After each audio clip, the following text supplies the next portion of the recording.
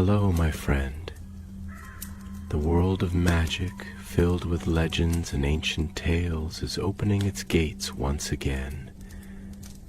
Tonight, in the Gryffindor dormitory by the crackling fireplace, I will share another story with my friends. Join us, for the magic is about to come alive. The night air over Hogsmeade was cold and still, heavy with the kind of silence that comes before a storm. Down in the valley, the lights of Hogwarts gleamed faintly, golden reflections on the black mirror of the lake. The castle stood watchful and eternal, as if aware that something dark was drawing near. Harry Potter stood on the edge of the village, his wand raised, eyes narrowing against the darkness. The Ministry had sent word of strange happenings, sudden cold, fog rolling in from nowhere, and screams that faded before anyone could find their source. He knew those signs too well. Dementors. He had fought them before, had driven them away with the strength of his Patronus more times than he could count. But this was different. The report said the attacks were not near Azkaban. These were happening inland, far from any prison. Something had changed. Beside him, Hermione Granger's voice cut through the mist. "Harry, over here."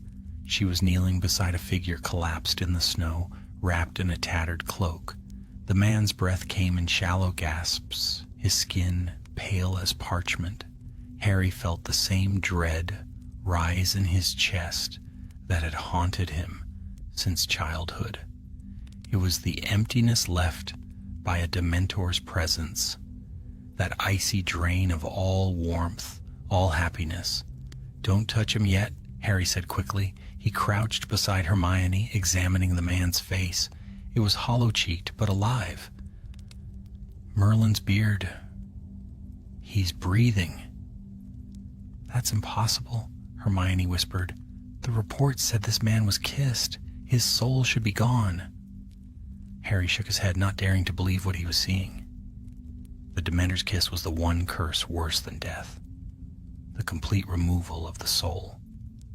No wizard had ever survived it. Yet here, this man lay, trembling, whispering something over and over. Hermione leaned close. "He's saying a name," she murmured. "Elias. Elias Greengrass." The name struck Harry as faintly familiar. A pure blood family, one that had faded after the war. But the mystery of who he was mattered less than what had happened to him. "Call St. Mungo's," Harry ordered. "Now." The healers arrived quickly, led by a witch in emerald robes. They checked Elias with every charm and potion they knew, but nothing made sense. He had no trace of magic infection, no curse wounds, no sign of possession. Yet his magic, his very life, pulsed strangely like a heartbeat out of rhythm. When they lifted him onto a stretcher, his eyes fluttered open. They were a color Harry had never seen before, gray and hollow, as though reflecting another world. Elias's voice was faint but urgent. "They're coming," he whispered. "Not for me, for him." His trembling hand reached out, not toward Harry but past him, pointing at the sky. A cold wind rose from nowhere. The street lamps flickered. Harry turned, his heart seizing. Across the hills, a darkness was spreading, not shadows, but absence itself. A wave of freezing mist rolled toward them, devouring the light. "Dementors!" Hermione cried. "There must be dozens!" Harry drew his wand in a flash. "Expecto Patronum!" A burst of silver light erupted from his wand, taking shape in the form of a mighty stag. It charged toward the advancing horde, antlers gleaming, scattering the Dementors in a flare of brilliance. Hermione's otter joined it, dancing through the air, forcing back the tide. But the cold did not fade. Harry gasped as the mist thickened, denser than any he had ever seen. The Dementors were retreating, but not because they were afraid. They were circling, forming a ring in the distance. Hermione's eyes widened. "They're waiting." Elias Greengrass stirred again, his voice rasping. "They have a master now, the one who gives them hunger." The words chilled Harry more than the cold ever could. A master of Dementors? That was impossible. No one controlled them. Not even Voldemort had truly done that. Only commanded their allegiance through fear. The last thing Harry saw before the healers vanished with Elias in a swirl of apparition was the figure of his Patronus dissolving, its light flickering out like the last spark of a dying star. When the mist finally cleared, Harry and Hermione stood alone in the snow. Hermione shivered, clutching her cloak. What could he have meant, Harry? A master? Harry didn't answer. His eyes were fixed on the horizon where the darkness had gone, leaving a trail of unnatural silence in its wake. He knew what it felt like to be hunted by darkness. He had lived it once before, but this felt different, older, and far from Hogwarts. In the quiet ward of St. Mungo's Hospital for Magical Maladies, Elias Greengrass opened his eyes once more. The lamps around his bed dimmed instantly, their flames drawing inward as if afraid. The air turned to frost, and for a single moment, just before he smiled, his breath came out not as mist, but as a shadow. At dawn, the clouds over London hung low and bruised, streaking the city in gray. Inside St. Mungo's Hospital for Magical Maladies, the air was thick with whispers. Healers moved swiftly from bed to bed, wands aglow, but the name on everyone's lips was the same: Elias Greengrass. Harry had not slept. He stood beside Hermione in the long corridor outside the secured ward, the one reserved for dangerous or unexplained enchantments. The door before them was sealed by 5 locks and a charm that shimmered faintly blue. Inside, Elias lay silent. "He's been unconscious since they brought him in," said Healer Marchbanks, a thin witch with sharp eyes and a trembling voice. "We've tried every restorative charm known to the Department of Mysteries. He's alive, but..." She hesitated. "It's as though his magic exists, separate from his body. It moves like something trapped within." Harry exchanged a look with Hermione. "You've kept him under watch?" "Of course," Marchbanks said quickly. 2 Aurors guard him round the clock. Not that anyone wants to stay long in there." Harry frowned. "Why not?" The healer's expression darkened. "Because the room grows cold, even with fire charms blazing. The candles go out, and sometimes..." She lowered her voice. "Sometimes the guards say they hear voices whispering in the dark, the kind of voices that remember what you fear." Hermione stepped closer to the door, her breath misting. "Dementor influence?" "No Dementor has entered the hospital," the healer replied. "We checked." Harry placed a hand on the cold handle. "Then I'll see for myself." Inside the room was dim, lit only by a single hovering globe of light. Elias lay still beneath a sheet, his face pale and calm, his hands folded upon his chest as if asleep in stone. Yet the air trembled faintly, the sensation of magic stirring beneath the surface. Harry approached slowly. "Elias Greengrass," he said softly. "My name is Harry Potter. I need to ask you what happened to you in Hogsmeade."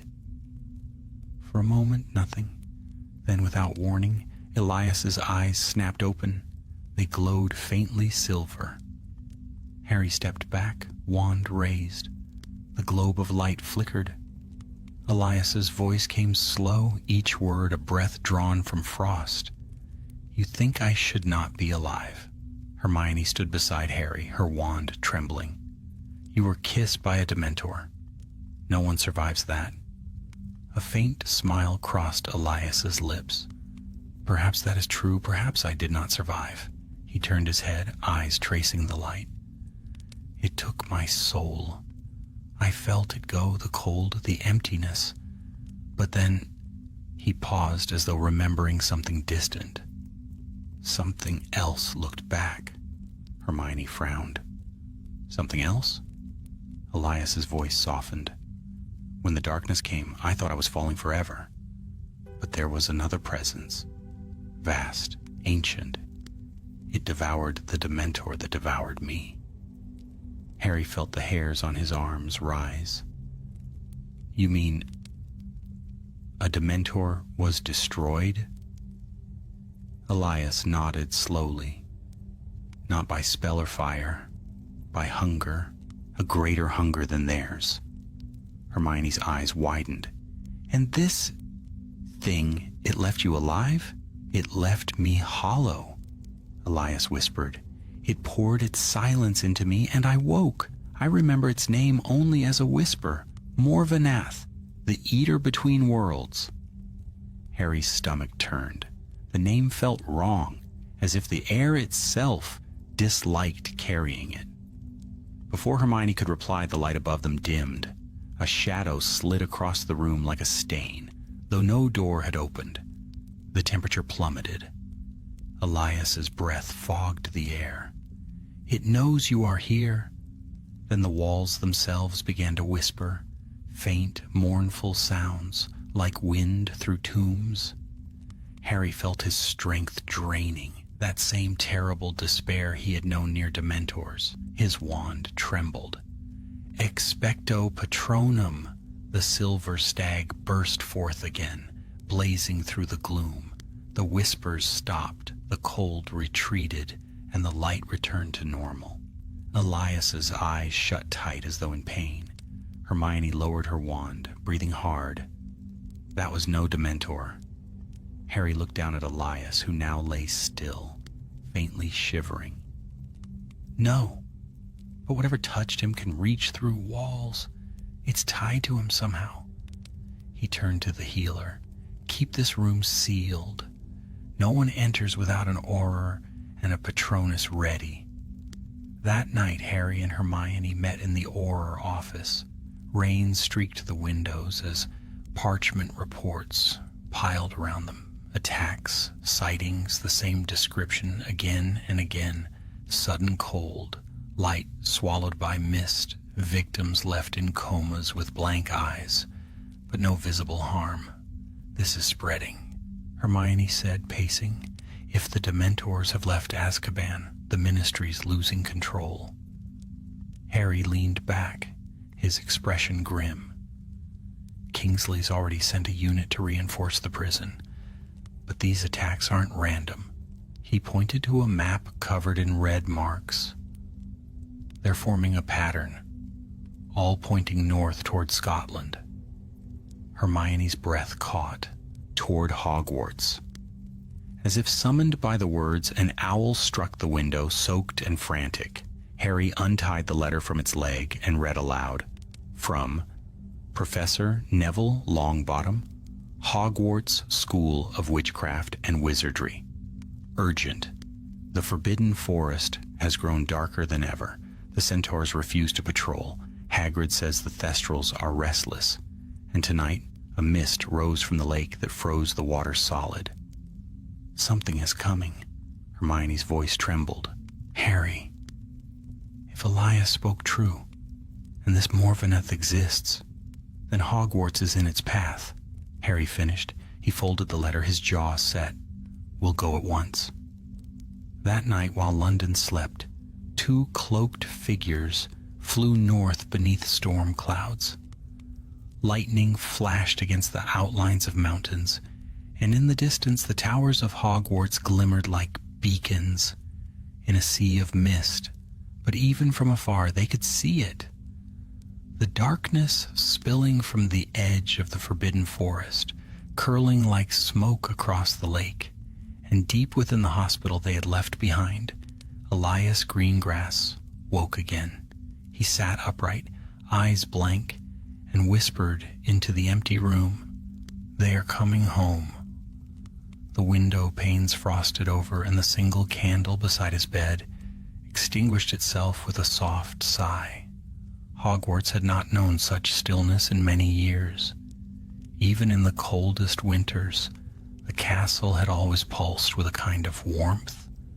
The laughter of students, the crackle of fires, the hum of portraits gossiping in corridors. But as Harry and Hermione crossed the gates that night, a heavy silence pressed upon them. The air itself felt watchful. Professor Neville Longbottom met them at the entrance hall, lantern in hand, his face pale beneath the flickering light. "You came quickly," he said in a low voice. "Thank Merlin. Things have grown strange." Harry's eyes swept the hall. The torches sputtered faintly as though reluctant to burn. The shadows seemed thicker than they should have been. "What happened?" Neville hesitated. "It began 3 nights ago. The owls refused to leave the tower. Then Hagrid said the forest had gone quiet. No birds, no centaurs, not even the spiders. And tonight..." He lowered his lantern, voice tight. "The mist came." Hermione glanced toward the windows. Beyond the glass, the lake was a flat mirror of ice. Wisps of fog rolled across the grounds, coiling around the trees like pale fingers. "Have you seen anyone affected?" Harry asked. Neville nodded grimly. 2 students fainted in the courtyard earlier. Said they saw a figure standing on the frozen lake, tall, cloaked. But when I went to look..." He swallowed hard. "There were footprints, and the ice burned where they stood." The 3 of them exchanged a look that needed no words. "Show us," Harry said. They moved through the corridors, past sleeping portraits that muttered in uneasy dreams. The castle seemed to breathe around them, the ancient stones whispering as if aware of what crept closer. When they stepped outside, the night greeted them with an unnatural stillness. The lake glittered beneath the moon, frozen smooth as glass. The surface shimmered faintly, not white but silver, like something beneath it was trying to reflect through. And at the lake's edge, blackened footprints marked the snow, each one ringed by frost that steamed faintly in the moonlight. Hermione knelt to inspect them. "Not a Dementor," she murmured, "too heavy. And the ice, it's been melted and refrozen." Harry looked across the lake. For an instant, he thought he saw a shape, tall and distant, standing upon the frozen surface. Then the mist thickened, and it was gone. Neville shivered. "It watches sometimes," he said quietly. Hagrid swore he saw it too. "It doesn't move like a man, it glides." Hermione rose, brushing snow from her cloak. "We need to find out what it wants." Harry's gaze lingered on the lake. "No," he said slowly. "We need to find out who sent it." Before dawn, they gathered in the headmistress's office. Professor McGonagall stood beside the fire, her expression as sharp as ever, though weariness lined her face. "I have doubled the patrols and reinforced the wards around the castle," she said. "But whatever this force is, it's testing our boundaries. I can feel it pressing against the magic itself." Harry nodded. "The Ministry's aurors are on alert, but this may be beyond them. We believe the attacks are connected to a man, Elias Greengrass, who survived a Dementor's kiss." At that, McGonagall's brows furrowed. "Survived? Impossible." "So we thought," Hermione said, stepping forward. "But something ancient, intervened when the Dementor attacked him. He called it Morvanath, the Eater between worlds. McGonagall's lips thinned. There are names best left unspoken, Miss Granger. The old texts speak of entities that fed on the void between souls, things even Dementors fled from. Harry met her eyes. Then it's real. I pray it is not, she said softly. A sudden crash shook the castle. The portraits screamed warnings as the windows along the corridor shattered inward. A wave of icy air burst through the room, extinguishing the fire in a breath. By Merlin! Neville cried, drawing his wand. Harry spun toward the window. The mist had risen from the lake, coiling upward like a storm. From within it, dozens, no hundreds, of shadowy shapes began to emerge. Dementors! Hermione shouted. They're breaching the wards. Expecto Patronum! Silver light exploded across the room as 3 Patronuses surged forward. A stag, an otter, and a great lion bursting from McGonagall's wand. They leapt through the shattered window, charging the mist. But the Dementors did not scatter. They moved as one, and drawn not to the castle, but toward the Forbidden Forest. Harry's heart pounded. They're not attacking. They're answering a call. And then the sound came.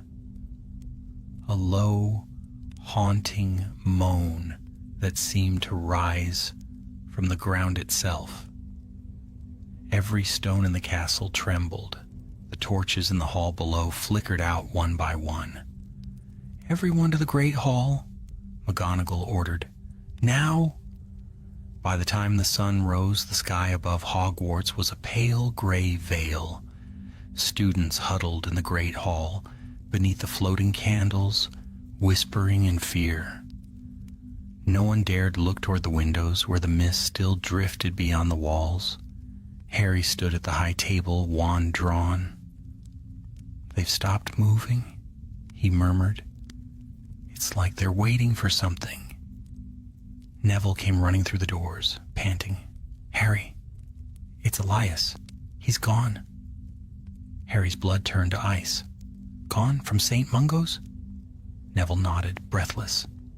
The healers say his bed was empty this morning. The windows shattered from the inside. And they found this. He held out a folded piece of parchment. Harry unfolded it. The writing was jagged, scrawled as if by a trembling hand. They call me from the cold. I go to meet them. If I do not return, do not follow. The master wakes beneath the forest. Hermione read it, face pale. He's going to the Forbidden Forest. Harry looked toward the window where the mist rolled and whispered, Then so are we. They armed themselves quickly, protective charms, Patronus potions, and wands steady in their hands. The forest awaited, its shadow stretching long across the frozen ground. As they stepped beneath the black trees, the air grew colder with every breath. The silence there was alive, dense and oppressive. Frost coated the leaves and the ground crackled beneath their boots. Somewhere in the distance, a slow, hollow rhythm echoed like a heartbeat deep in the earth. Hermione whispered, Do you hear that? Harry nodded. Yes. He glanced at Neville. Keep your wand high. Whatever's ahead, it's not alone. And then they saw it. A faint silver glow deeper in the trees. Elias stood in a clearing, his cloak fluttering in windless air. Around him, Dementors hovered in a perfect circle, unmoving. He turned as they approached, and his eyes burned like pale moons. You shouldn't have come, he said softly. It's already begun. Hermione stepped forward. Elias, you don't have to do this. Whatever this thing is, we can stop it together. Elias smiled, but the expression was wrong, empty. Together? No. This one feeds on light. It was born when the first soul was taken. It knows your names. It remembers your fear. The ground beneath them quaked. The air split with a sound like the world exhaling, and from the depths of the earth, black mist began to rise.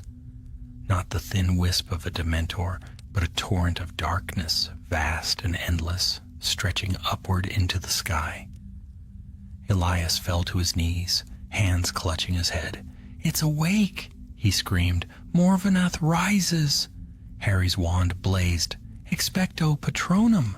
The stag burst forth again, but its light faltered, dimming as the mist swallowed it whole. For the first time, Harry felt true fear. The darkness opened eyes, thousands of them, glimmering like stars in a storm. And in the silence that followed, a voice deeper than the earth whispered through the trees. "At last, the world remembers my name." The forest trembled, the Dementors bowed, and the light of Hogwarts flickered in the distance, as if the castle itself shuddered before what had come to claim it. The forest roared with silence. All sound, the rustle of leaves, the creak of branches, the whisper of wind, fell away, devoured by the darkness rising before them. It was not mist anymore, it was shape and shadow, a presence vast and ancient. The air itself seemed to bend around it, warp in the starlight, drawing heat from the world. Harry gripped his wand, forcing breath into his lungs. "Hermione," he said hoarsely, "get back to the castle. Warn McGonagall now." Hermione didn't move. Her face was pale, her wand glowing fiercely in her trembling hand. "If we leave now, it'll follow. It knows we're here." Neville stepped forward, his courage steady despite the fear that clung to him like frost.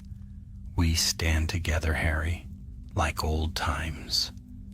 A faint smile flickered across Harry's face, just for a heartbeat. Then let's remind it what that means. Elias knelt in the center of the clearing, his head bowed. The Dementors circled him in reverent silence. Their tattered forms no longer glided, but hovered, motionless, as if awaiting command. The darkness thickened, and from its depths, something began to take form. A shape that could not be truly seen, only felt. It loomed tall as the trees, but its outline shifted constantly, as though it were built of smoke and memory. Elias's voice was little more than a whisper. "It has come for what I carry." Harry raised his wand. "Then it'll have to go through me." The creature's voice rolled across the clearing, deep and layered, neither human nor wholly real. "You, who have touched death and returned, I know your soul. The Hallows mark you." Harry's chest tightened. His mind flashed to the resurrection stone, the elder wand, the cloak, the symbols that had followed him since boyhood. "You don't scare me," he said. "Not yet," the voice murmured. "But you will." The Dementors moved at once, sweeping toward them in a wave of darkness. Harry's stag blazed to life, its light slamming into the front ranks, scattering them with bursts of silver. Hermione's otter and Neville's toad joined it, their radiance carving through the gloom. For a moment hope flared, but then the shadows thickened again, and Harry realized the impossible. The Dementors were feeding from the very Patronuses that defied them. The light was no longer burning them back, it was being consumed. "Fall back," Hermione cried. "It's absorbing the magic." They retreated toward the edge of the clearing. The air around them rippled like heat over stone, though the cold bit deep enough to sting their lungs. Elias rose slowly, his eyes alight with silver fire. "It does not want your souls, only mine." Harry stepped forward. "Then let it try." Elias shook his head. "You don't understand. I am what it made me. I am its door." He raised his hands, and for an instant a blinding light erupted from his body. pure white and soundless. The Dementors reeled back, shrieking like tearing wind. The ancient darkness hesitated. Hermione shielded her eyes. "Elias, stop. You'll kill yourself." He smiled faintly. "If that's what it takes." But the light faltered. Elias stumbled, and the shadow surged forward again, wrapping around him like smoke around a flame. The silver fire of his eyes dimmed. Harry lunged toward him. "No!" He reached out, but the darkness swallowed Elias whole.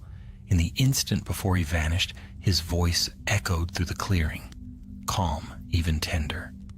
"End this, Harry Potter, before it ends you." Then he was gone. The forest erupted in wind. The trees bent low, their roots tearing from the frozen earth. The Dementors fled in every direction, vanishing into the mist, as though terrified by the very thing they had worshipped. Harry dropped to one knee, his Patronus flickering beside him, dim but unbroken. Hermione's hand found his shoulder. "He's gone," she whispered. Neville looked to the center of the clearing where Elias had stood. Only a crater of blackened soil remained, steaming faintly as though scorched by ice. Harry forced himself to stand. "No," he said, "not gone, not yet. If that thing wanted him alive, he's somewhere in this forest. Or worse." Hermione met his eyes, determination returning to hers. "Then we find him." But the forest had changed. As they turned back toward Hogwarts, the path was no longer the same. Trees that should have been ancient oaks now stood twisted and pale, their branches weeping frost. The air shimmered faintly, as if the very boundary of the world had thinned. Neville frowned. "It's like the forest is different." Hermione nodded grimly. "Morvanath's presence. It's bleeding into our world." When at last they reached the edge of the grounds, dawn was creeping over the mountains. The mist still lingered on the lake, but the castle's lights burned bright against it as if refusing to yield. McGonagall met them at the gates, her face set in grim lines. "You've seen it, then?" she said quietly. Harry nodded. "And it's not done." In the great hall, frightened students sat huddled together, whispering. The professors moved among them, calm but watchful. Even the portraits hung silent, their painted eyes wide with unease. "We can't fight something like this," Neville muttered. "Not if it feeds on magic itself." "We don't have a choice," Harry said.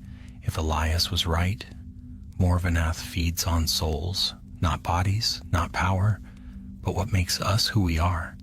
If it finishes waking, the Dementors will be the least of our worries."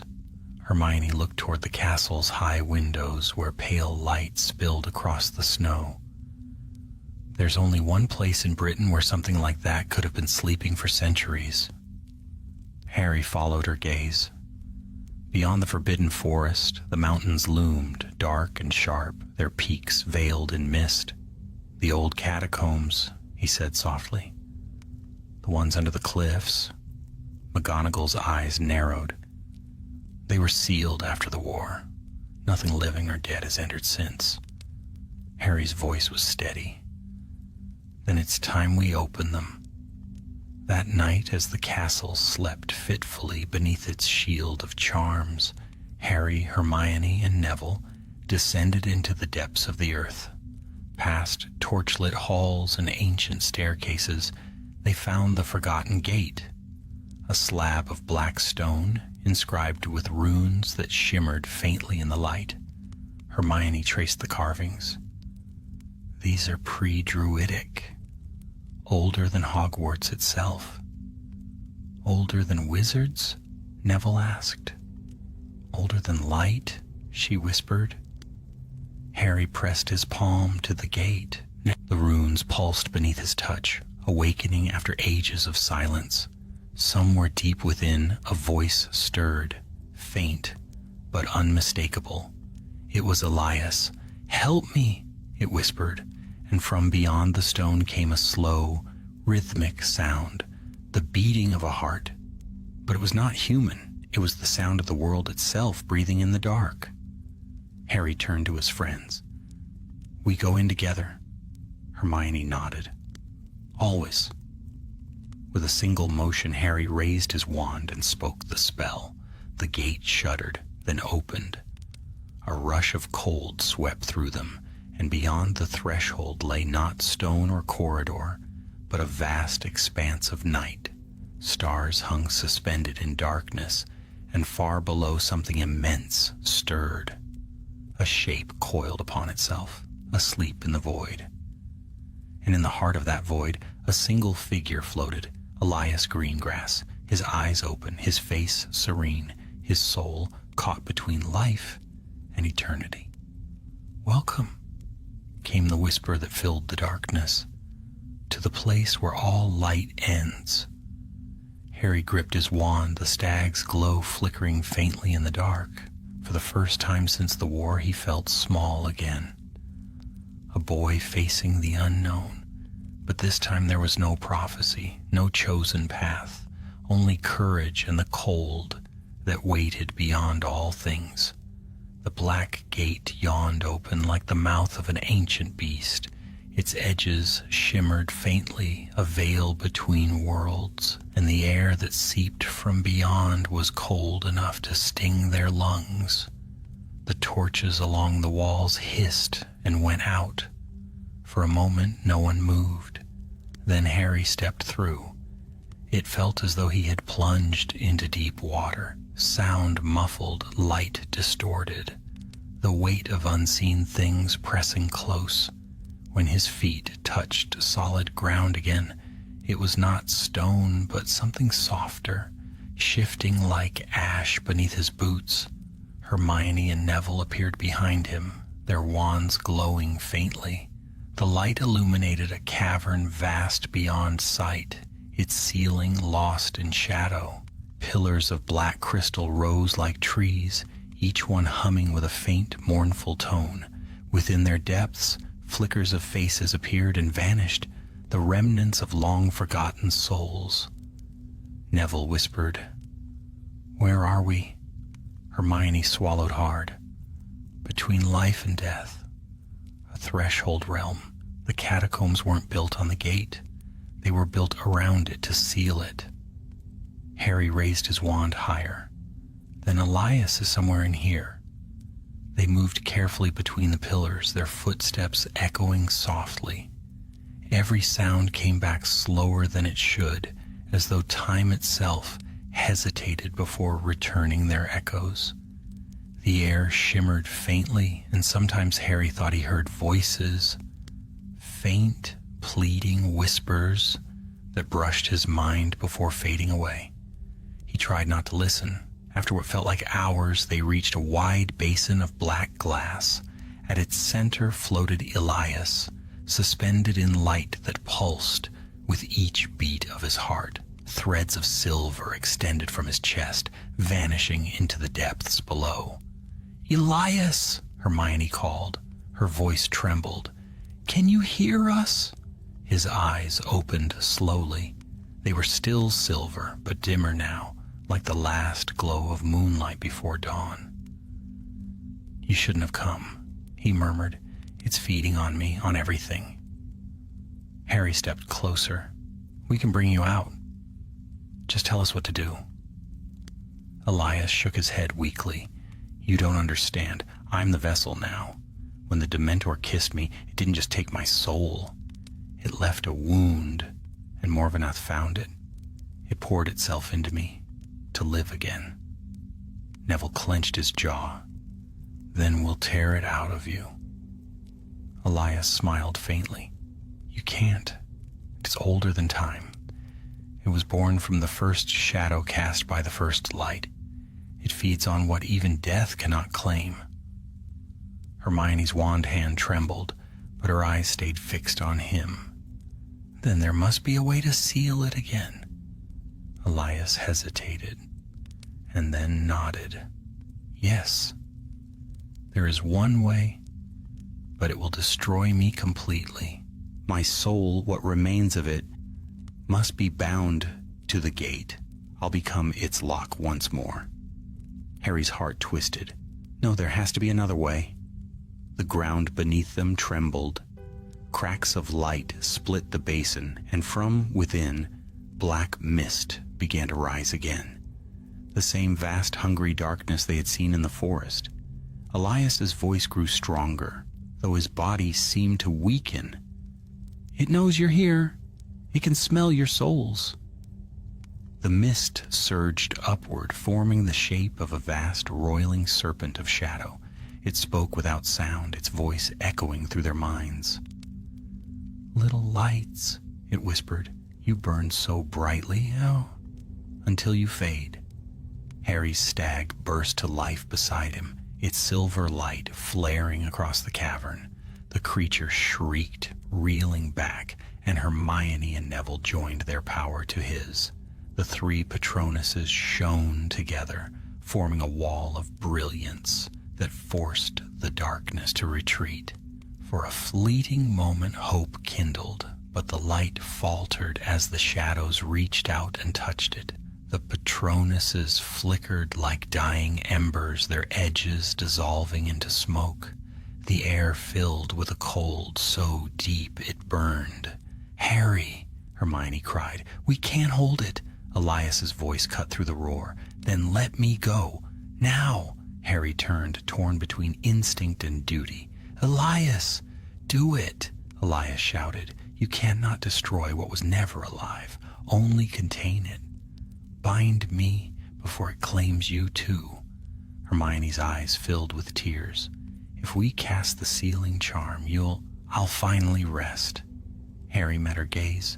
She nodded once. Together they raised their wands. As the shadow surged forward, its form towering like a storm, the three of them shouted in unison, "Aeternum vincula!" A column of white fire erupted from their wands, striking Elias where he floated. His body arched, and the threads of silver from his chest flared into blinding light. The entire cavern trembled. The shadow screamed. A sound that was not sound, but a tearing of the world itself. Elias's last words echoed through the chaos. "Remember, the light is only strong because the dark exists." Then everything collapsed. The light exploded outward, devouring the darkness, and Harry felt himself hurled backward through endless space. When he awoke, he was lying on the stone floor of the catacombs. The black gate was gone. In its place lay a simple slab of gray stone etched with runes that glowed softly. The cold had vanished. The air was still. Neville groaned beside him. "Is it over?" Hermione sat up, wiping frost from her hair. "I think so." Harry rose unsteadily, staring at the stone. "He did it." Elias sealed it again. But even as he said it, he felt the faintest tremor beneath his feet. Not a quake, but a pulse, like a heartbeat far below. Back at Hogwarts, dawn broke golden across the hills. The mist over the lake dissolved, and warmth returned to the air. The students, still weary from fear, spilled into the courtyard as sunlight touched the towers. Harry stood at the edge of the forest, the wind lifting his cloak. Hermione joined him, her eyes tired but steady. "Do you think it's really gone?" she asked quietly. Harry watched the horizon. "Gone, yes. Forever. I don't know." Neville approached, holding something in his hand, a small shard of black crystal, faintly warm to the touch. "Found this near the gate," he said. "What do you think it is?" Harry turned it over in his fingers.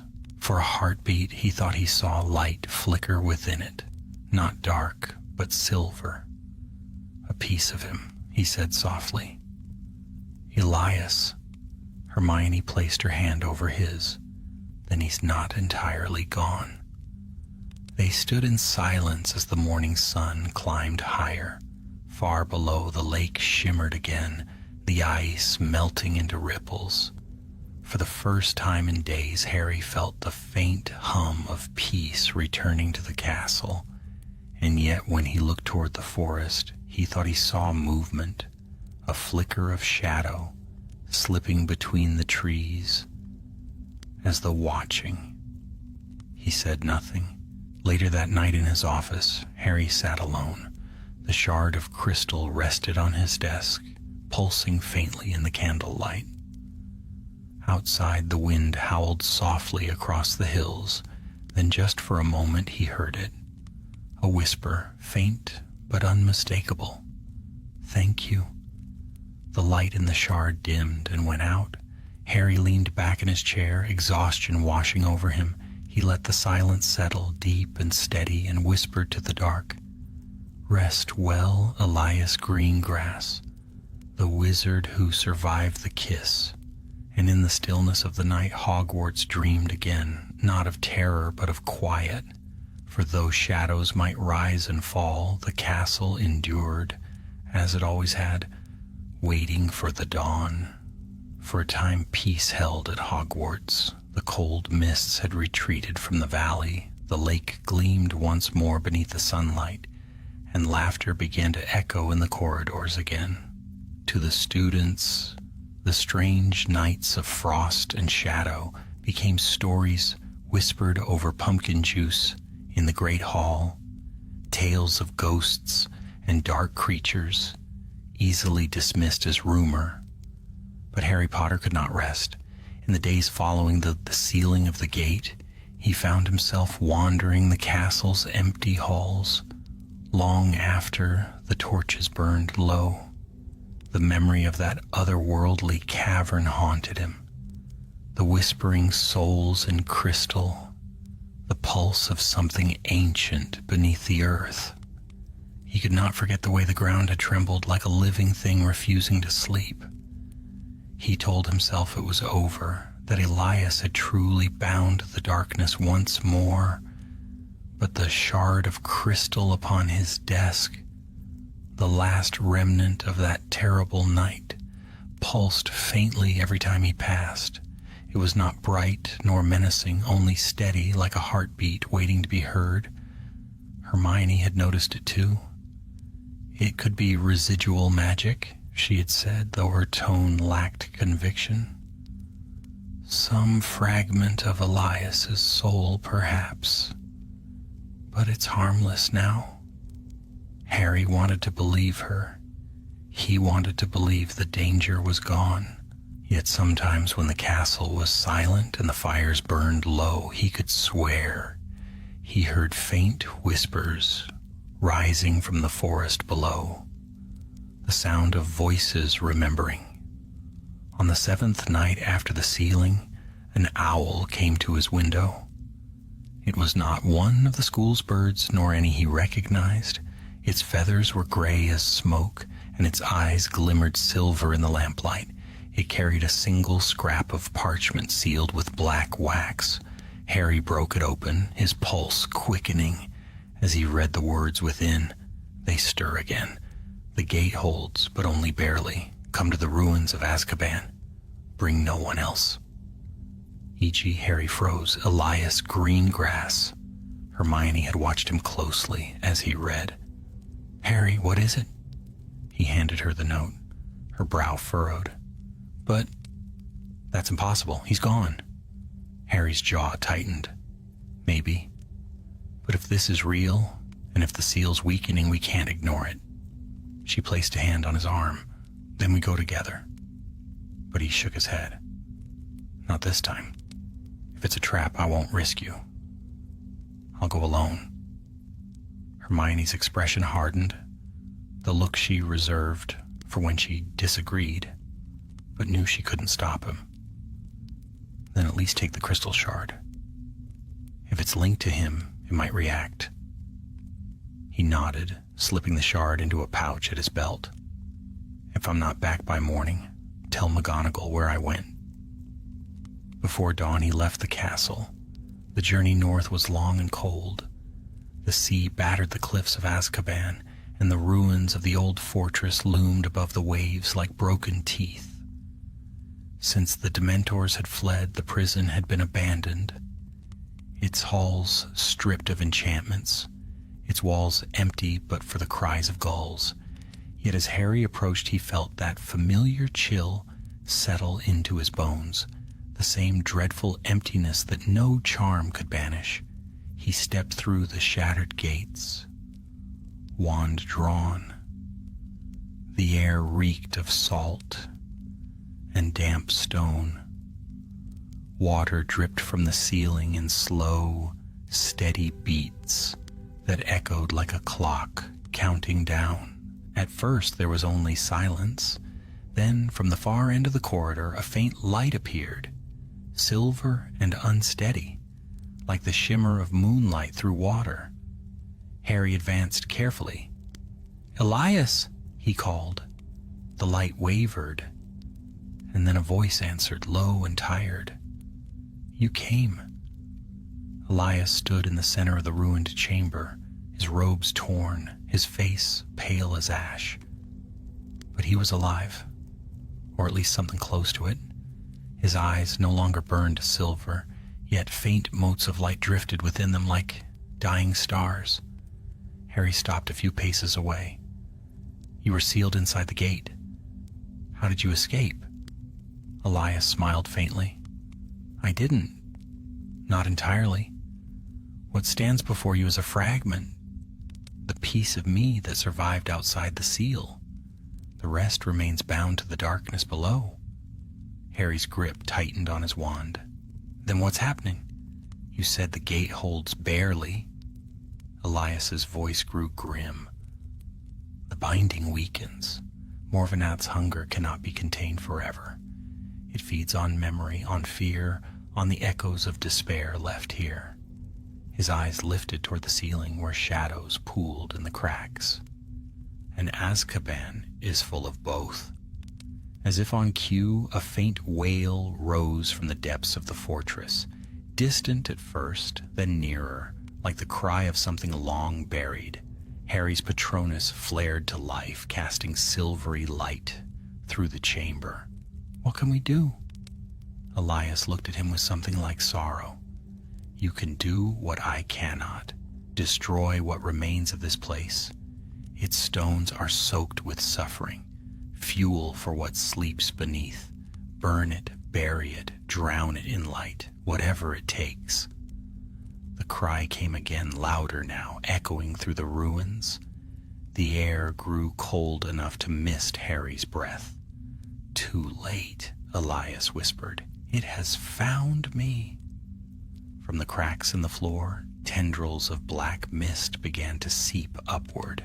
They twisted together, forming shapes that writhed and shifted.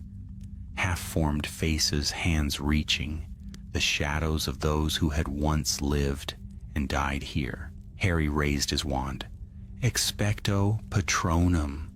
The stag blazed once more, scattering the nearest shades, but more came surging from every shadow. Elias stepped forward, his expression resolute. "Go, Harry. Finish what we began. I'm not leaving you. You must." He raised a trembling hand, and the ground beneath Harry flared with light. A circle of white fire erupted around him. "Tell them I chose this." "Elias, no!" The last thing Harry saw was Elias standing amidst the storm of shadows, arms raised, his light burning brighter and brighter until it consumed him entirely. Then the circle blazed, and Harry was hurled backward, out through the gates, onto the cliffs. When he looked back, Azkaban was ablaze with white fire. The mist poured from its towers, shrieking as it vanished into the sea. The light grew so fierce he had to shield his eyes. And then, silence. When the dawn came, there was nothing left of the fortress but blackened stone and smoke rising from the waves. Harry stood at the cliff's edge, the wind tearing at his cloak. He felt for the crystal shard at his belt, but it was gone. Only a faint trace of warmth lingered where it had been, and a whisper echoed in his mind, soft and certain. It's done. He turned toward the horizon, where the first light of morning broke over the sea. The wind carried the scent of salt and ash, and far away the faint cry of an unseen bird. For the first time in years, Harry felt a deep, quiet peace. Not triumph, just stillness, and the sense that something vast and ancient had finally been laid to rest. He drew his cloak tighter and began the long journey home. Back at Hogwarts, the lake shimmered beneath the sun, its waters calm and clear, and deep within the castle, in a forgotten corner of the library, a single book fell from the shelf. Its pages fluttered open to an old, half-erased name, Elias Greengrass. Beneath it, a faint line of new ink appeared, written by no visible hand. The light endures. The days that followed the fall of Azkaban were calm, almost too calm, as if the world itself were holding its breath.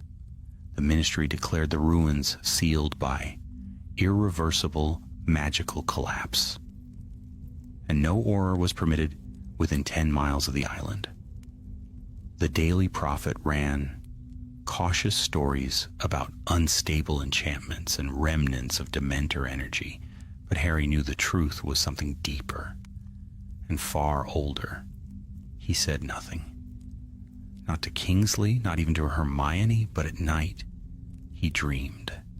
In his dreams, he saw a field of black glass stretching beneath a sky of gray flame. He heard whispers like wind through hollow bones, and always, somewhere beyond the horizon, the faint echo of a heartbeat, slow and patient, as if the world itself remembered something it wished it could forget. And in every dream, Elias was there, standing on the edge of the dark, watching the dawn that would never rise. Harry tried to convince himself it was memory, not warning. But each morning when he woke, the world seemed a little dimmer, and the light of his Patronus, when he called it, flickered more than it should. One evening, he sat by the fire in his office, the flickering warmth doing little to drive away the chill that had settled deep within him. The portraits on the walls murmured softly, uneasy, as if sensing a storm that hadn't yet reached the castle. Hermione arrived without knocking. She carried a stack of old tomes, her face pale from too many sleepless nights. "You felt it too," she said. Harry looked up, weary. "The dreams?" She nodded. "They're spreading. Neville, McGonagall, even Hagrid mentioned strange nightmares. The wards around Hogwarts are stable, but the land beyond feels thin. Thin, as if the boundary between worlds has worn away," she said softly. "I think when Azkaban fell, it tore something open." Harry frowned. Then what did Elias die for? Perhaps to give us time. Before he could answer, a tremor shook the castle. The flames in the fireplace bent sideways, drawn by an unseen pull. The torches flickered blue. Harry was on his feet at once, wand raised. "The lake," he said. "It's the lake." They ran through the corridors, their footsteps echoing against the stone. By the time they reached the entrance hall, students were already gathering at the windows, pointing and whispering. The lake, once calm and gleaming, now churned like a living thing. Great spirals of water rose from its surface, twisting into the sky before collapsing again in sheets of foam. The air above it shimmered faintly, as though a heat mirage had formed in the middle of winter. Neville burst in from the courtyard, his cloak soaked. "The centaurs say they can feel something beneath the ground. A pulse." Harry felt it too, faint, rhythmic, echoing through the stone of the castle, the same heartbeat he had heard in his dreams. Hermione's voice was barely a whisper. "It's waking again." "No," Harry said, "not this time." He ran down the steps toward the shore, the others close behind. The water hissed where it met the earth, cold mist curling around his boots. He could see it now, a faint circle of light deep beneath the surface, growing brighter with every pulse. Neville drew his wand. "If that's the gate..." "It isn't," Hermione interrupted. "It's something new. The energy is different, smaller, focused." Harry stared at the light. "A remnant." Before anyone could speak, the water broke. A figure rose from the depths, cloaked in darkness, its face hidden, its hands pale and shaking. The mist parted around it like a veil. For a terrible moment, Harry thought the thing was Elias. Another echo, another shadow. But when it lifted its head, he saw a face not of man or ghost, but of something in between. Its eyes burned faintly blue, and its voice, when it spoke, was both many and one. "Harry Potter," it said, the name rolling like thunder through the mist. "You sealed what should have been free. Now the world will pay the price." The ground trembled, the castle groaned, ancient stone protesting the strain of magic older than itself. "Who are you?" Harry demanded. The being tilted its head. "I am what was left behind. When the darkness was bound, the thought of Morvenath, the memory of hunger." Hermione's eyes widened. A fragment of its mind. The seal trapped its body, but not its will. The creature moved closer, its feet never touching the ground. "Release the gate, and I will spare this place." Harry raised his wand, his voice steady. "I've faced worse than you." "Have you?" The being smiled, or at least something that might have been a smile. "Tell me, do you truly believe light exists without shadow?" Its hand rose and the lake erupted. Water surged upward in a roaring column, crashing against the castle's wards. The protective barriers flared gold, shattering one by one. "Hermione!" Harry shouted. "Hold the line!" She lifted her wand, muttering spell after spell, her light joining his in a dome of silver. Neville stood beside her, his wand blazing green, roots of magic weaving from the ground to steady the barrier. The creature's laughter filled the air, soft and endless. "You cannot fight what is part of you." Harry's stag Patronus burst forth, antlers gleaming, and charged straight into the torrent. The light tore through the shadow, cleaving it in two. For a heartbeat, the figure flickered, translucent, wavering. Then it screamed. The sound split the air like glass. The mist shattered. The water collapsed. When the echoes faded, the figure was gone. Hermione staggered, her face pale. "Did we destroy it?" Harry looked to the lake. The light beneath the surface was gone. "No, we only drove it back." Neville pressed a hand to his chest. "Then what now?" Harry stared at his reflection in the water, weary, lined, yet still defiant. "Now, we prepare. If this fragment escaped, others may follow." That night, as the castle settled under a blanket of uneasy quiet, Harry stood on the astronomy tower, gazing out over the grounds. The stars were bright above him, cold and clear. He held the crystal shard that had once been warm with Elias's presence. It was dark now, lifeless. But as he turned it in his hand, a faint glimmer appeared. Not silver this time, but blue, like the eyes of the creature in the lake. A voice whispered in his mind, faint and distant. "The seal weakens, keeper of light. You cannot guard the world forever." Harry closed his fist around the shard, his jaw set. "Then I'll die trying." Far below, the lake was still once more, but deep beneath its surface, something vast shifted in its sleep. The water rippled, though no wind touched it, and in the forbidden forest, unseen by any eye, a single Dementor lingered among the trees, trembling before the faint pulse it felt in the earth, the returning heartbeat of its long-lost master. It turned toward the horizon, its empty mouth open in silent reverence.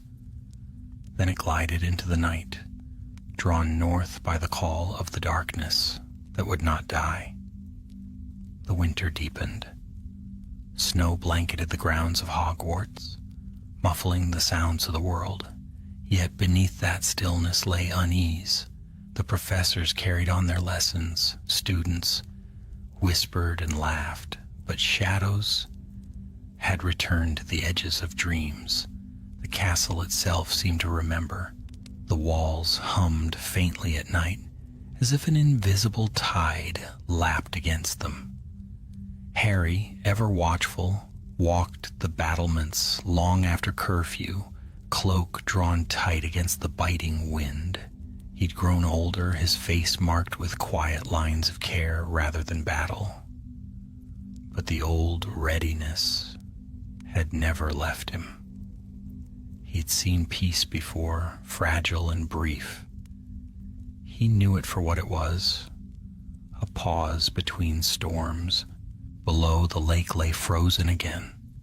Stars glittered faintly across its surface like shards of glass. Harry's eyes were drawn to the far shore, where the water met the forest, to the place where the light had flared weeks before. There the snow was wrong, darker, crusted, as though scorched by frost. Footsteps crunched behind him.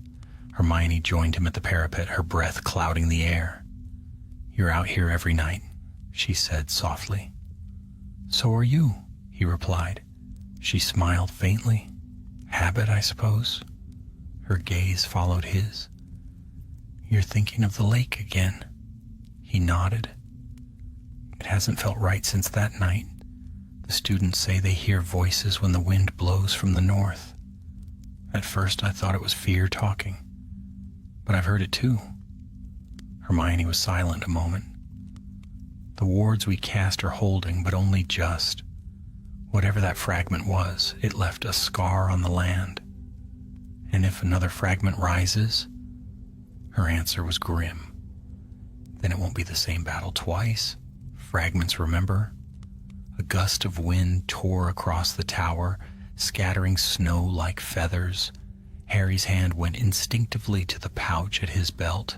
The crystal shard was still there, cool against his palm. It no longer glowed, but sometimes it pulsed faintly, as though something deep within stirred in response to his heartbeat. He looked at Hermione. If this is what's left of Elias, maybe it's also a key. To what? To the thing he bound, or the thing that escaped. Hermione frowned. "Harry, you can't keep chasing shadows. You did what no one else could. Azkaban is gone. The gate is sealed. You deserve peace." Harry shook his head. "You've seen the signs. You know it isn't over." Before she could answer, an echo rolled through the sky. Distant thunder, though no storm had come. The snow trembled beneath their feet. In the distance, the forbidden forest flickered with brief blue light. "Not again," Hermione whispered. Harry was already moving. They crossed the frozen courtyard and entered the forest edge, their wands lit against the dark. The trees loomed like black spires, their branches heavy with ice. The air grew colder with every step, the silence so complete it pressed against their ears. "Where are the centaurs?" Hermione murmured. "They should be watching." "They're gone," came a voice from ahead. Neville stepped into the light of their wands, his cloak dusted with snow. He looked older, sterner, but his eyes held the same steady courage. "They left at dusk, said the stars had turned against the earth, whatever that means." Harry's gut clenched. Then it started. Neville led them to a clearing where the snow had melted away entirely. revealing blackened earth. The center of the clearing was a pool, not water, not ice, but something between, glimmering faintly blue. It pulsed like a living heart. Hermione knelt beside it. Residual magic from the seal. This shouldn't be here. Harry drew the crystal shard and held it above the pool. The glow within it stirred. The light from the shard and the pool intertwined, and a faint hum filled the clearing. Neville stepped back. Harry, maybe you shouldn't. Too late. The light flared. The ground split open, spilling light that wasn't light but memory. Visions burst through the clearing, shapes of Dementors dissolving into mist, flashes of Elias's face, the vast shadow of Morvenath coiling through black skies. Harry's mind reeled. He saw himself standing again in that endless cavern of crystal, Elias reaching out, his voice echoing. Remember, the light is only strong because the dark exists. Then another voice, colder, quieter, rising beneath it. But when the light forgets its shadow, the world breaks. The vision shattered. Harry fell to his knees, gasping. The shard fell from his hand into the pool. At once, the blue light vanished. The pool froze solid, smooth as glass. Hermione grabbed his arm. Harry, what happened? He stared at the ice where the shard had sunk, his breath ragged. It's not gone, he whispered. It's moving, beneath the surface. Neville's eyes widened. You mean the shard? No, said Harry slowly. The gate. They returned to the castle at dawn, the forest eerily still behind them. Word spread quickly of another tremor felt through the grounds. McGonagall met them in her office, her face pale but unflinching. So, she said, the darkness stirs again. Hermione recounted what had happened. When she finished, McGonagall's gaze lingered on Harry. You intend to face it again, don't you? Harry didn't answer at once. He looked to the window where the morning light spilled over the snow. If Elias's sacrifice was to buy us time, we owe him to use it. Whatever sleeps beneath that lake, I have to know if it's waking. Neville leaned forward. Then we're with you. McGonagall's lips pressed thin, but her eyes softened. Then may Merlin protect you all. Hogwarts has stood for 1,000 years. It will not fall while courage yet walks its halls. That night the three of them returned to the lake shore. The moon hung full and bright, casting long shadows over the ice. They carried charms of protection, relics from the Department of Mysteries, and the resolve that only those who have fought death and lived can bear. Harry approached the center of the frozen lake, the cold seeping through his boots. Beneath the ice, faint light stirred again. Circles within circles, pulsing softly. Hermione whispered, We can't destroy what's beneath without shattering the seal. Then we strengthen it, Harry said, with our magic, with our souls, if that's what it takes. They joined hands, wands raised high. The wind rose around them fierce and cold. Their lights merged, weaving together into a single beam that pierced the ice. For a moment the world held its breath. Then came the heartbeat again, deep, echoing through the mountains. The ice cracked beneath their feet. Light burst upward, swallowing the stars. Harry's vision filled with whiteness. He saw Elias's face once more, smiling faintly, and behind him a vast silhouette stirring in the depths. And then silence. When the light faded, they stood upon unbroken ice. The air was warm, the sky calm, and the glow beneath the surface was gone. Neville exhaled slowly. Did it work? Harry stared down at the lake. For now. Hermione touched his arm gently. Then let it be enough. He nodded, though his eyes lingered on the frozen depths. For now, he repeated. Far below the surface, unseen and unfelt, a single crack ran across the sealed gate. From within, something vast and patient exhaled, a sigh that rippled through the water like the memory of a storm. The peace that followed was not victory, it was interlude, and somewhere, in the darkness beneath the ice, a whisper stirred. Light and shadow, two faces of the same dawn. When one fades, the other will rise. The spring thaw came slowly that year. Even as the snow receded from the mountains and the first shoots of green dared to rise through the earth, the air around Hogwarts held a chill that would not fade. The lake, though clear of ice, remained dark and still, as if it dreamed. Harry could feel it. The silence beneath the surface was not peace. It was waiting. He tried to keep life at the castle steady. Lessons resumed, Quidditch matches filled the air with cheering, and the students laughed again in the corridors. Yet in every mirror, in every shadowed corner of the castle, he caught glimpses of movement. Not seen, but felt. The hairs on his arms rose when he passed the windows that overlooked the lake. Sometimes when he woke before dawn, he could hear faint whispers carried on the mist, words he could never quite understand. Hermione spent her night studying old texts in the library. The firelight reflected in her eyes as she traced spells, forgotten by most wizards. Neville returned to the forest often, speaking with the centaurs who had once again begun their watch among the trees. Even they, proud and ancient as they were, refused to go near the water.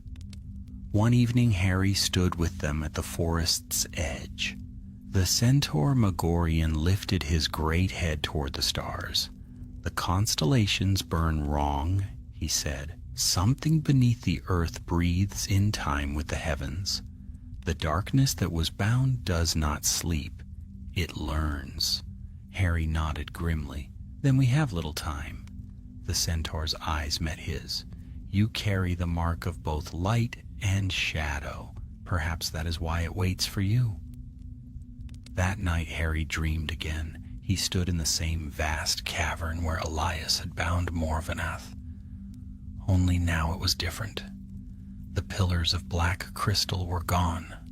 The ceiling stretched higher, the air filled with the scent of cold stone and salt. In the distance, the surface of a black sea shimmered faintly, and at its heart floated a single light, small, silver, pulsing. Elias's voice came from everywhere at once. "It remembers you, Harry." Harry turned, but saw only darkness. "Elias, where are you?" "Between," came the answer.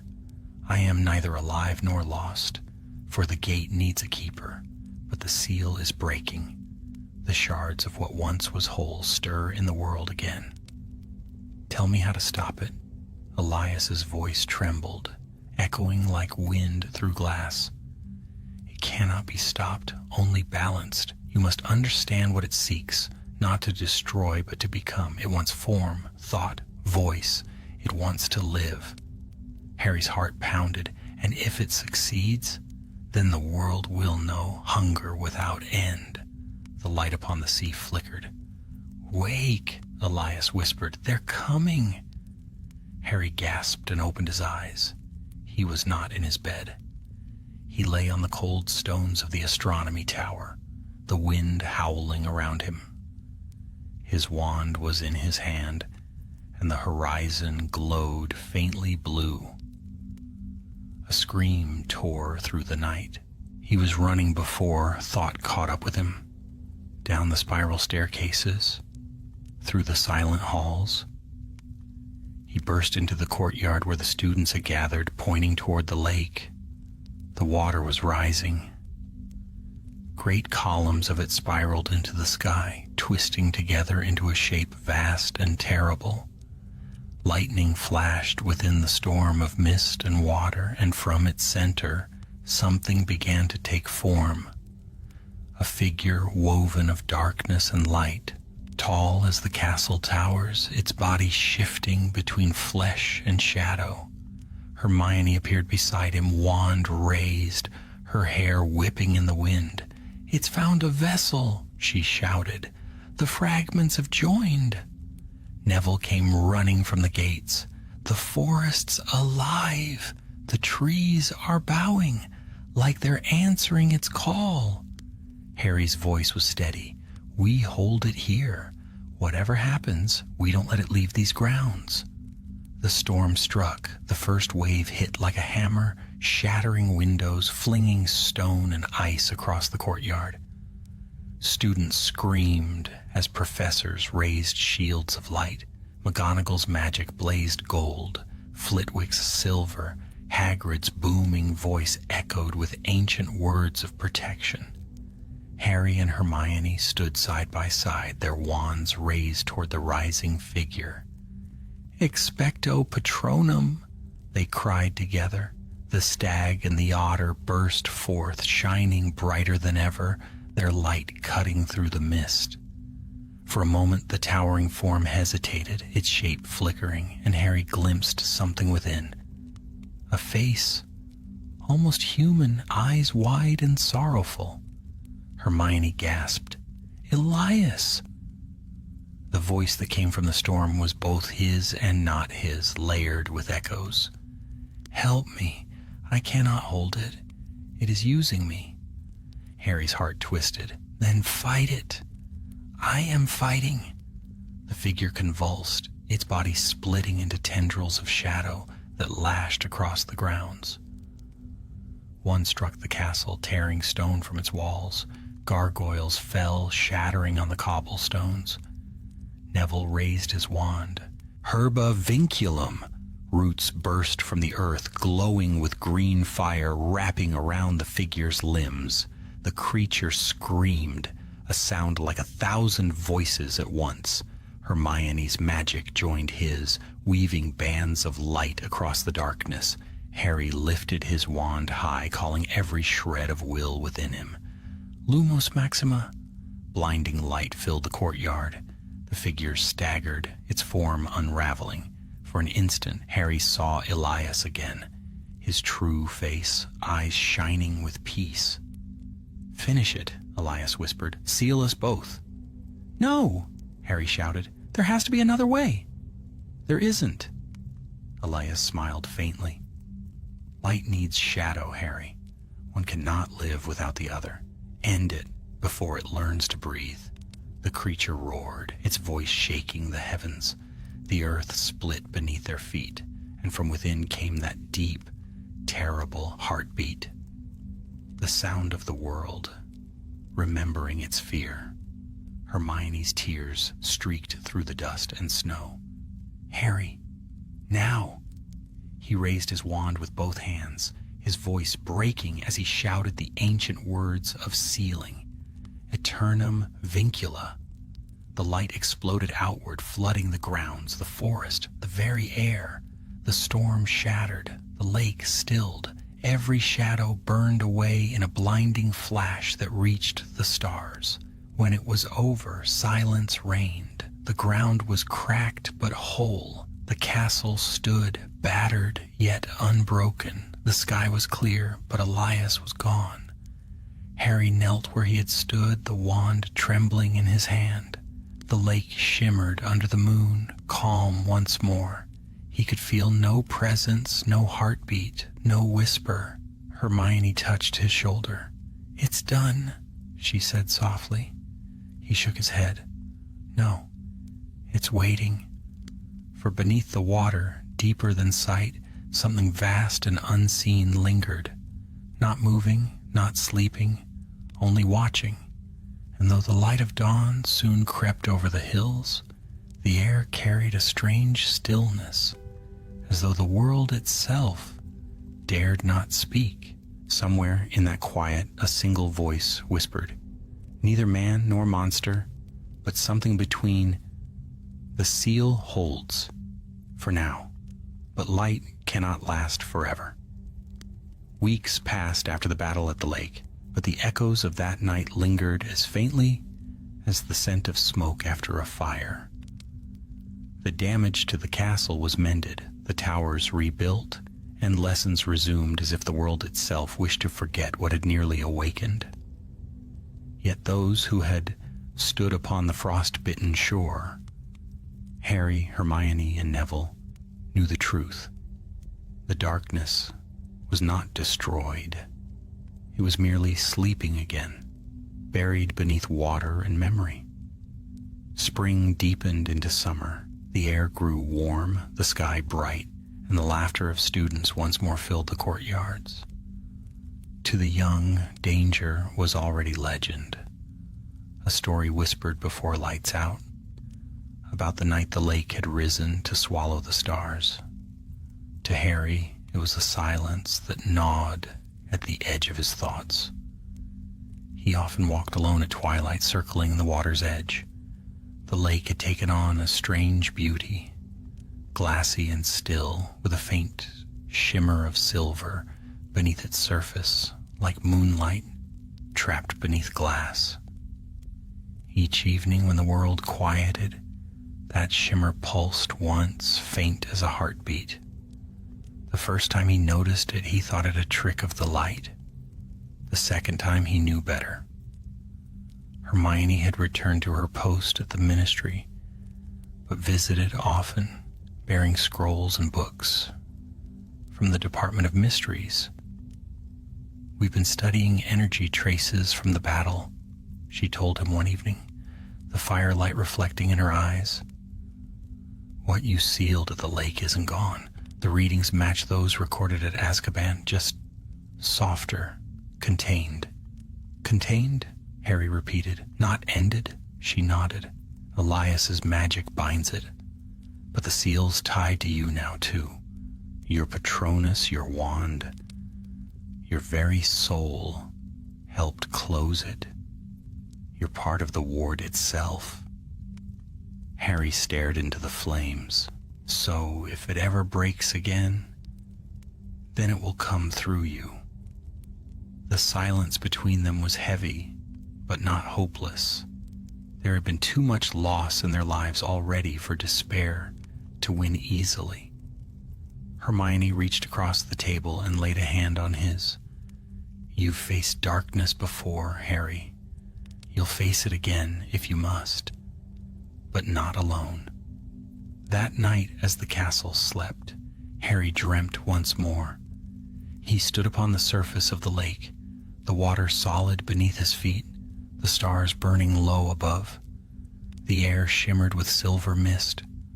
A voice came from the depths, quiet, weary, but kind. "Harry." He turned. Elias stood beside him, no longer pale or burdened, but whole. His eyes were bright with the calm of one who had passed beyond fear. "It sleeps again," Elias said, "but the seal is fragile. The world changes faster than the magic that binds it." "Can it be destroyed?" Harry asked. Elias's expression darkened slightly. "Nothing that ancient can truly be ended. You can only remind it that light exists. Every act of kindness, every choice of mercy weakens its hold."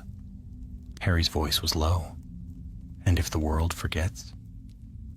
"Then I will wake you," Elias said softly, "and together we will remind it again." The mist thickened and the dream faded. When Harry awoke, the first light of dawn crept through the window. The air smelled of rain, though the sky was clear. For the first time in weeks, he felt rested. Later that morning, he joined the students in the great hall for breakfast. Laughter echoed beneath the enchanted ceiling. Owls swooped and hooted, bearing letters and parcels. For a moment, he could almost believe in peace. Then a shadow flickered across the far wall, brief and harmless, yet familiar, in a way that made his skin prickle. The torches guttered once, though no wind stirred. Hermione, sitting beside him, noticed his glance. "Old habits die hard," she said with a small smile. Harry forced a grin in return, but his eyes lingered on the wall where the light had faltered. That night, the castle dreamed. The portraits whispered in their frames, their painted eyes darting toward the windows overlooking the lake. The suits of armor creaked restlessly, and deep in the dungeons a ripple of cold passed through the stones. In the forest, the centaurs looked skyward, their eyes filled with unease. The stars burned faintly red, and at the bottom of the lake, far beneath the silver sheen of the water, something shifted. The seal glowed faintly, runes etched in light, pulsing in rhythm with the world above. Then, for the first time since the battle, a faint crack appeared at its center. Not deep, not wide, but enough for a single thread of darkness to seep through. It rose through the water, coiling lazily like smoke, until it reached the surface. There it lingered, rippling the reflection of the moon. Then it split apart, drifting toward the shore like mist. By morning, nothing remained. The lake was still, its surface smooth and bright, but in the forbidden forest, a stag of shadow now wandered, shaped like Harry's Patronus, yet wrong. Its antlers dripped with darkness, and where it stepped, frost grew in spirals across the moss. It moved without sound, its eyes glowing faintly blue. The creatures of the forest fled before it. Even the centaurs watched from afar, uneasy. They called it the mirror stag, an omen of balance undone, of light reflected too deeply into shadow. Harry did not know of it yet. He spent the day helping the students prepare for their examinations, offering patient advice and the occasional quiet joke. Yet as evening fell, his scar, long thought silent, throbbed faintly once, a dull pulse beneath the skin. He touched it absently, unease stirring. "Old ghosts," he murmured. But as he walked to his office that night, a chill crept along the corridor. The torches dimmed. The portraits turned their faces away. When he reached his door, he paused. There upon the wood was a faint mark, a symbol carved by no human hand. It glowed faintly silver, then faded. He pressed his palm to it. The wood was cold, and deep below in the dark water, the crack widened by a hair's breadth. The faint hum that had haunted his dreams returned, steady and low, the heartbeat of something vast and eternal. Yet even as it stirred, the castle above glowed with warmth and laughter. Children of magic learned, dreamed, and grew beneath its roof. The fires burned and the stars wheeled overhead. Light endured for now, and somewhere in a place between worlds, Elias Greengrass watched through the shimmer of the seal. He smiled faintly, whispering words meant for no ear but the darkness itself. "Sleep while you can. The world is not yours yet." The shadow beneath the lake stilled. The water rippled once, then fell calm. Hogwarts dreamed on, ancient, steadfast, and alive. The war was over, but the story of light and shadow, of the wizard who survived a Dementor's kiss, was not. It would be told again when the next storm came, and when the world once more called for courage to rise. The days lengthened, and the scent of summer drifted through the halls of Hogwarts. The old castle basked in the sun, its towers gleaming like golden spears. Students sprawled across the lawns, studying or laughing, or simply enjoying the warmth. From a distance all seemed well, yet within its ancient stones an unease lingered, faint as a whisper, at the edge of hearing but constant. Harry felt it most in the quiet hours when the castle slept and the torches burned low. It was in the way his breath misted faintly, though the air was warm. It was in the way the shadows at the edge of his vision seemed to linger too long. And most of all, it was in his dreams. Every night the same dream, the lake, still and perfect beneath a pale moon, a single ripple spreading across its surface, and then the reflection of a stag, proud and gleaming, standing upon the shore. Except its light was not silver but shadow, and where its hooves touched, frost spread like veins of ink. He would wake before dawn, heart pounding, and stare out through the window toward the water. Always the lake lay quiet, moonlight shimmering upon its skin. Yet the dream stayed with him long after waking. He confided in Hermione only once. "It feels like it's watching me," he said softly. She looked up from her books, frowning. "Dreams are powerful things, Harry. Perhaps it's only the echo of your fear. The gate holds. We'd know if it didn't." Harry nodded, but doubt coiled within him. "That's what I used to think about the Dementors," he murmured. That evening when the castle was dark, he took his cloak and descended to the lake. The grounds were silent save for the rustle of the wind through the reeds. The water mirrored the stars perfectly, every light above reflected below, so that walking the shore felt like walking between two skies. He stood there for a long time, his wand unlit, the moon silvering his scar. He almost turned back when he heard it. A faint splash far out near the center of the lake. Then another. Then a ripple gliding toward him. Widening as it came, the surface broke. A shape rose from the water.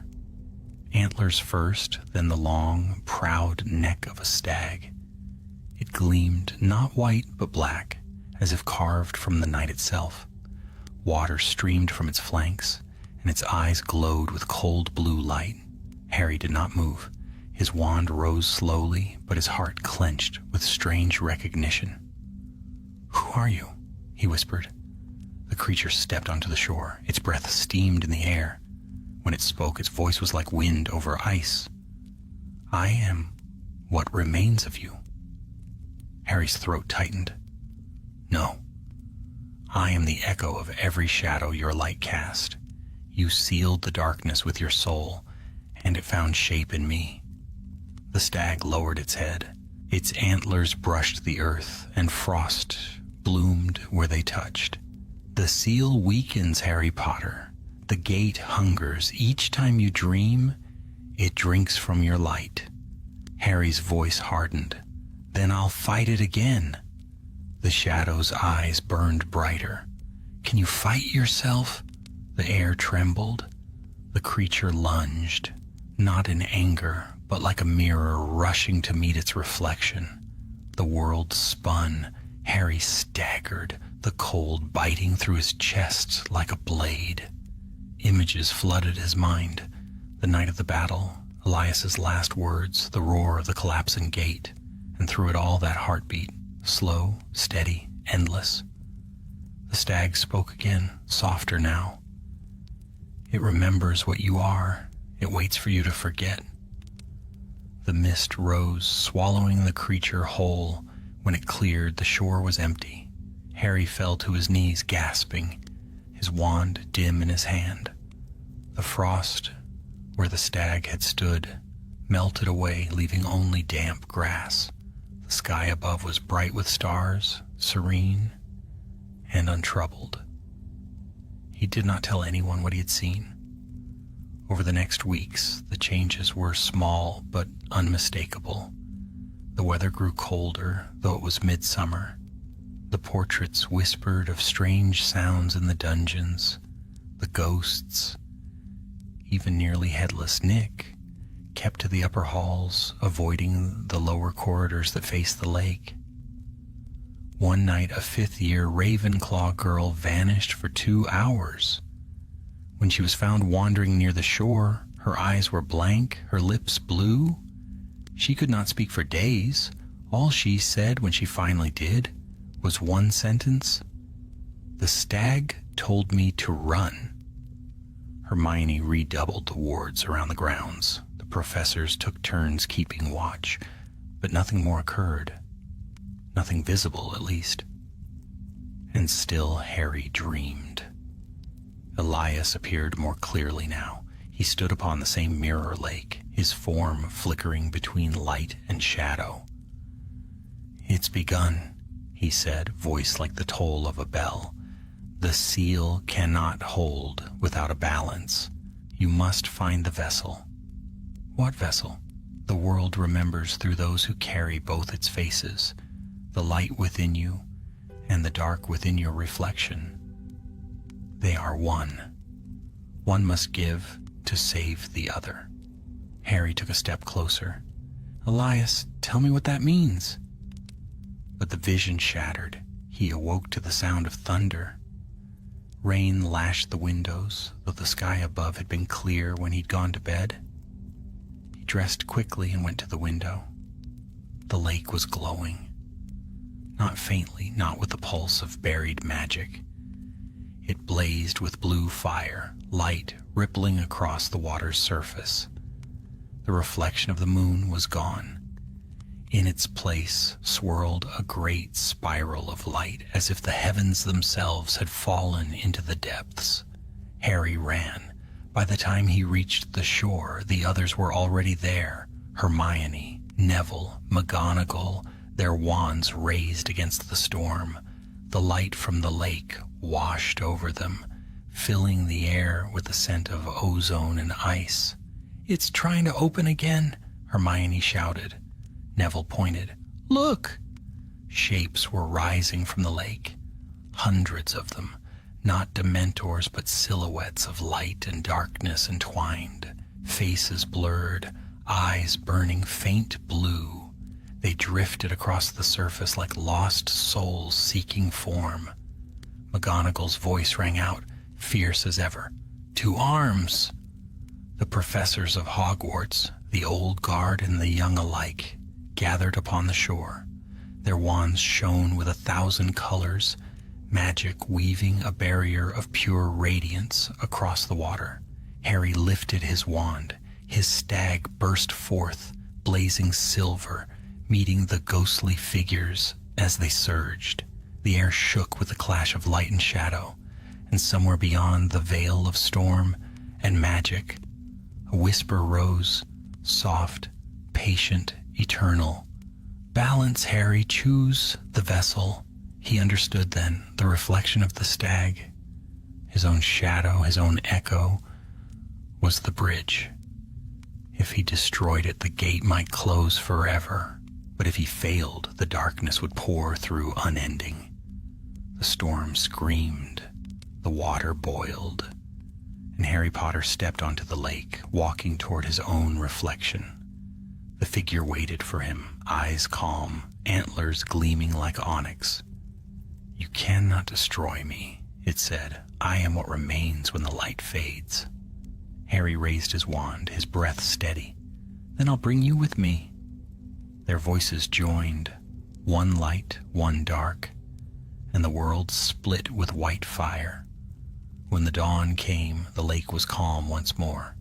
The fire was gone, the storm spent. Hermione found only a wand floating upon the water, its tip still warm. And far below, where no light reached, 2 figures stood at the gate, one of silver, one a shadow, watching as the world turned above. They did not speak, but their hearts beat in unison, and the seal held, for now. Morning came pale and thin over the hills of Scotland. The castle of Hogwarts stood unchanged, ancient as the mountains, its turrets catching the first light of dawn. The world above knew nothing of what had passed beneath the lake in the night. Lessons began again, owls swept across the clear sky, and laughter returned to the corridors. Yet a quiet heaviness settled in the hearts of those who had kept the night's vigil. Harry Potter was gone. No one could say where. The professors had searched the grounds, the forest, even the skies with every spell known to wizard kind. The only trace was his wand, found drifting near the shore, like a relic of some old legend. Hermione held it now, wrapped in silk, unwilling to let it go. It was the last piece of the boy who had once saved the world, and perhaps had done so again. For days the lake remained calm. Then one evening, just as the sun sank behind the mountains, its surface rippled once, softly like a sigh, and stilled again. Rumors spread, as they always did. Some said Harry had been taken by the shadow he fought, dragged into the depths to hold it fast. Others whispered that he had become one with the light he wielded, no longer man but guardian, spirit of the gate. Hermione said nothing. She buried herself in her work, strengthening the wards around the castle, restoring every ancient charm of protection she could find. She did not weep, at least not before others, but some nights, when she thought herself alone, she would climb to the astronomy tower and stare down at the lake until dawn. Neville watched over her as best he could. He wouldn't want you to grieve, he told her gently one evening, bringing tea to her cluttered desk. He'd want you to live. Hermione smiled faintly, weary, but not without hope. I'm not grieving, she said. I'm waiting. Waiting for what? For the world to remember him? Outside, summer ripened into autumn. The trees of the forbidden forest turned gold and crimson, their leaves scattering across the lake like fire upon glass.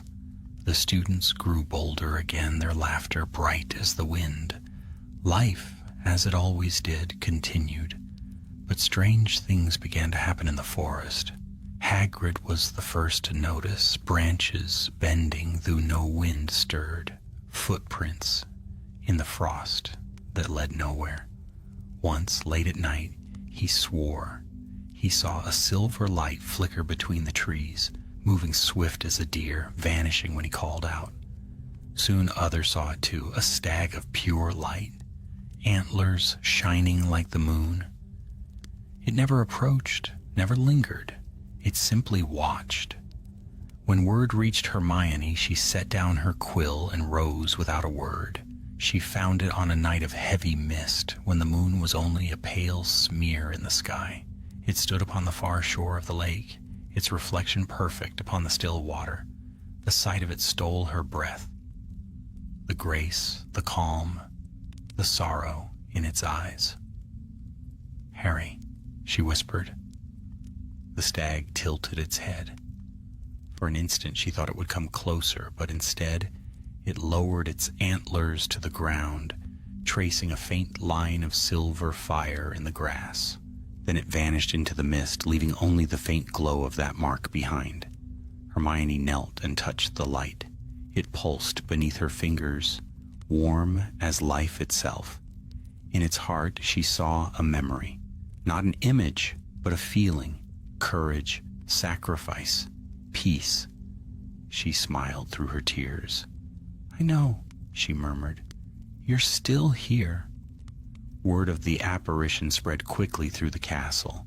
The students whispered that the Patronus of Harry Potter now guarded Hogwarts, a spirit bound to the land he had protected in life. No harm could come to the school, while the silver stag walked its borders. And so it was. The years that followed were years of peace. Neville became headmaster in time, kind and steady as the earth itself. Under his care, Hogwarts flourished. New generations of witches and wizards grew strong in wisdom and courage. They studied the tales of the past, of the boy who lived, of the War of Shadows, of the night the lake had burned with blue fire.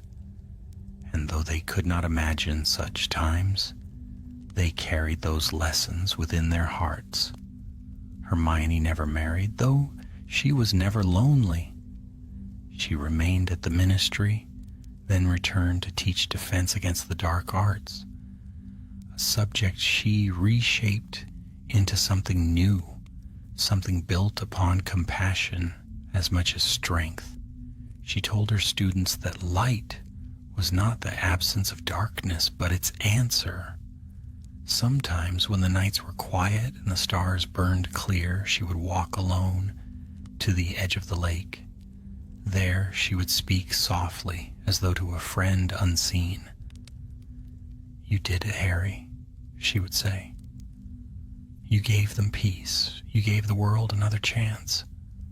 And always somewhere in the mist, a glimmer of silver light would stir, the stag watching still, yet far below in the quiet deep of the lake, another presence stirred. The seal, though strong, was not eternal.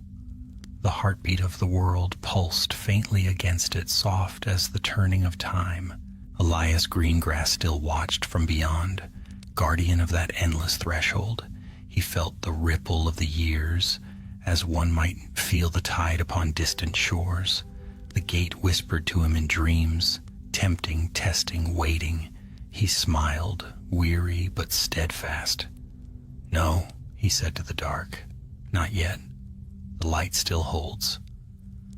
Above, the seasons turned again. Winter's chill crept over the land, and snow fell upon the towers of Hogwarts. Children's laughter rang out across the courtyards as they played among the drifts. In the great hall, candles glowed, and warm food and warm hearts filled the air with joy.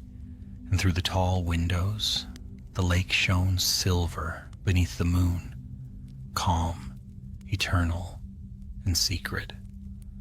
A single figure stood upon its frozen surface, unseen by mortal eyes, cloaked in light and shadow both. The wizard who had survived a Dementor's kiss gazed up at the stars. His expression was neither sorrowful nor glad, only peaceful. He turned once toward the castle, where the windows gleamed with firelight. "Guard them well," he whispered, his voice carried by the wind. Then he faded, leaving only starlight behind. The lake rippled once, then stilled forevermore. And Hogwarts, ancient, steadfast Hogwarts, slept under the watch of two guardians, one of light, one of shadow, their souls bound to a promise as old as magic itself, that the dark might come again, yes, but the light would always rise to meet it. Winter lay deep upon the highlands, cloaking the mountains in white and the forests in quiet. The castle of Hogwarts, ageless and bright, stood as a lantern against the snow. From its towers rose the music of laughter and life, young voices unburdened by the weight of the past. The fires in the great hall burned high, and every candle shimmered as if to defy the long dark. It had been many years since that last night of storm and fire upon the lake. The world had turned and grown softer. Wars faded into history, names into legend. Children now spoke of Harry Potter, not as a man, but as a myth. The wizard who defied death itself, who fought the shadow beneath the water and never returned. They did not know that the shadow had never been fully vanquished, nor that the man they called Legend still kept watch. Hermione Granger had grown older, but her gaze remained bright and steady. Her hair was streaked with silver, her hands marked by ink and wand work. The years had etched lines around her eyes, yet in those lines lived laughter and wisdom both. She still taught, though her lectures were softer now, filled less with battle and more with remembrance. One cold evening she sat alone in the library. Snow pressed against the tall windows, muting the world beyond. Before her lay an open journal, its pages filled with careful handwriting and old sketches of runes. She paused, listening. For a moment she thought she heard it, the faintest sound of hooves upon stone. She rose and went to the window. The courtyard below was covered in snow, unmarked except for a single trail of prints that glowed faintly silver in the moonlight. They led toward the lake. She smiled.